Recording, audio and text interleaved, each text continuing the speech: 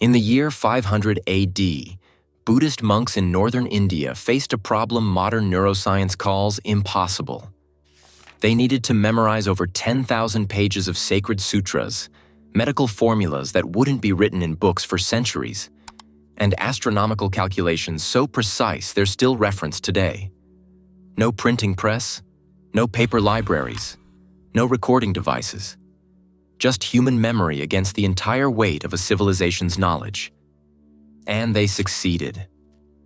For 1,500 years, these monks performed what brain scientists would call superhuman, passing down verbatim texts through pure memorization. Their secret? A small marsh plant with succulent leaves and unassuming white flowers. Ancient texts called it the herb that opens the doors of memory.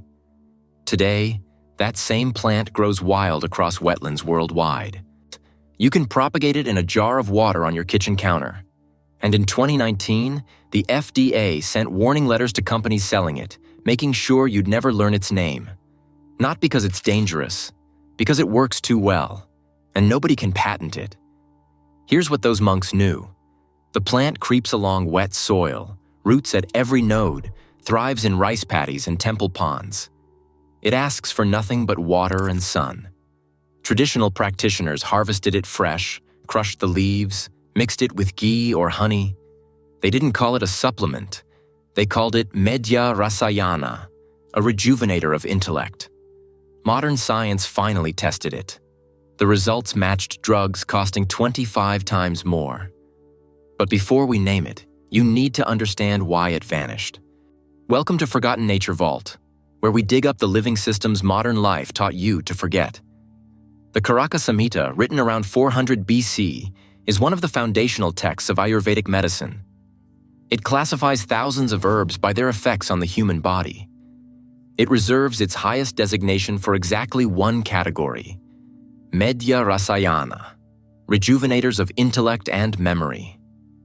And it describes one plant above all others. A small creeping herb with white flowers that scholars consumed before memorizing entire libraries. The Sushruta Samhita, dated to 800 BC, documents how practitioners administered this plant specifically to students preparing for examinations and monks engaged in deep meditation. These weren't casual recommendations. In a culture where memory determined whether wisdom survived generations, getting this wrong meant losing centuries of knowledge. The plant they chose was Bacopa monnieri, in Sanskrit, Brahmi. 3,000 years of documented use suggests they chose correctly. Here's what makes ancient Ayurvedic practice remarkable. They didn't just use plants, they documented precise mechanisms. Vedic texts described Brahmi as working through the Brahma Nadi, subtle channels governing cognitive function. In 2008, researchers at Thailand's Khon Kaen University discovered what those ancient scholars somehow knew. Bacopa modulates acetylcholinesterase activity in the cerebral cortex, specifically targeting the hippocampus. That's the exact mechanism modern pharmaceutical companies claim as their breakthrough innovation. Though the ancient practitioners understood something profound. This plant increased available acetylcholine in brain regions governing memory formation. They used it to achieve what modern neuroscience still considers nearly impossible. Verbatim memorization of texts exceeding 100,000 words. But then, something changed. In 1994, the United States passed the Dietary Supplement Health and Education Act. On paper, it looked like freedom.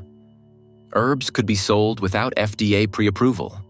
In practice, it created a regulatory trap. Bacopa could be sold, but companies couldn't say what it actually does. Supports brain health? Allowed. Improves memory? That's an unapproved drug claim. FDA violation. Between 2010 and 2019, the FDA sent warning letters to dozens of supplement companies selling Bacopa. Not because anyone got hurt, but because they told the truth about what it does. Fast forward to today. A doctor can prescribe Adderall to a 6-year-old, but if a supplement company says Bacopa improves memory, even with clinical trials backing it, they face federal enforcement. Here's the part nobody explains.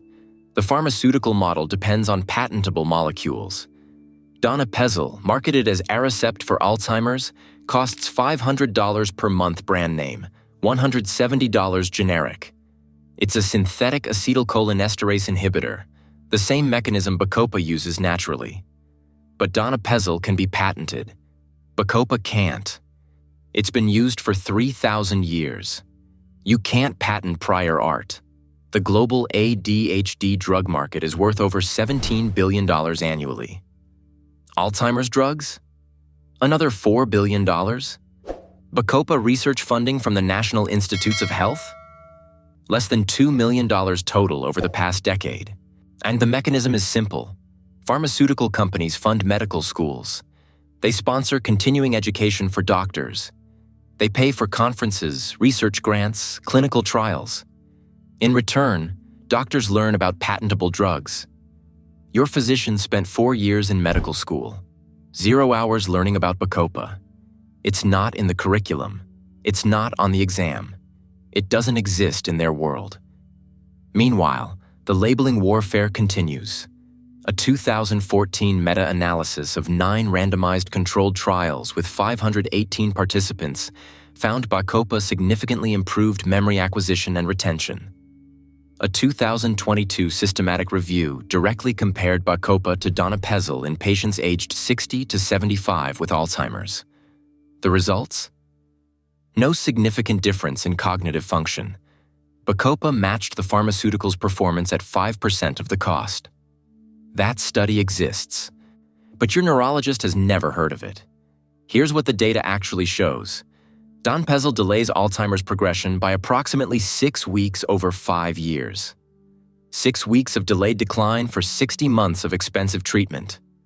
Cost per quality-adjusted life year, over $80,000. Bacopa costs $20 per month.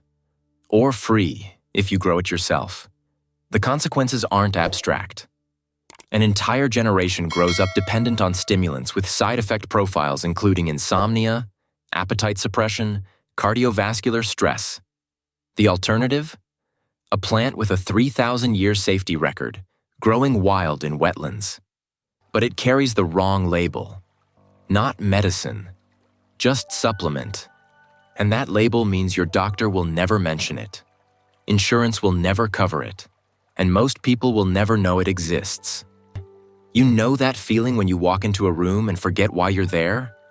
When you can't remember the name of someone you just met? When you reach for a word and it's just gone? You've been told that's normal, that it's just aging, that the only solution is a prescription with a list of side effects longer than this video. But what if that's not true? What if there's something they're not telling you? If someone you know struggles with brain fog, memory lapses, or just wants their sharpness back, send them this. Subscribe if you're tired of being left in the dark. So why is Bacopa still sidelined? The reasons are structural. Insurance doesn't cover supplements, period. Your doctor can't write a prescription for something that isn't FDA approved as a drug. Even if they wanted to recommend it, there's liability. The pharmaceutical reps visit doctors' offices weekly. Bacopa has no sales team, no marketing budget, no free samples. It exists in the category modern medicine calls alternative, which really means we don't profit from it. But here's what recent research actually shows. A 2014 meta-analysis published in the Journal of Ethnopharmacology found that 12 weeks of Bacopa supplementation produced significant improvements in memory recall and cognitive processing speed. A 2016 study confirmed that quality extracts contain 20 to 55% bacosides, the active triterpenoid compounds. A 2021 neuroimaging study found that Bacopa combined with cognitive training increased neuronal complexity in adults over 55. Brain scans showed actual structural improvements. The mechanism is now well understood. Bacosides enhance synaptic communication by modulating serotonin and acetylcholine receptors. They act as antioxidants, protecting neurons from oxidative stress. They promote dendrite branching, the physical growth of new neural connections. This isn't a pharmaceutical sledgehammer. It's a toolkit refined by 3 millennia of use. And you can access it. Bacopa thrives in USDA zones 8 through 11, or indoors year-round. It grows in shallow water, pots, even aquarium setups. You can buy a starter plant for under $10. Propagation is simple. Cut a healthy stem, place it in water, roots form within 2 weeks. Traditional preparation: dry the leaves, grind into powder, mix with warm water or honey. Clinical dosages range from 300 to 450 milligrams daily. This is historical and informational context, not medical advice. But the plant is there, yet waiting. We're living through an epidemic of cognitive decline. Alzheimer's diagnoses double every 5 years after age 65. Millions depend on prescriptions that delay the inevitable by weeks. And a plant that monks used to memorize 10,000 pages grows wild in ditches. It fed memory when memory was survival. It survives in temple gardens and biohacker forums. It asks one question: what else did we forget? Somewhere, a monastery pond still grows it. Waiting. This is Forgotten Nature Vault. Send this to one person who would actually use it.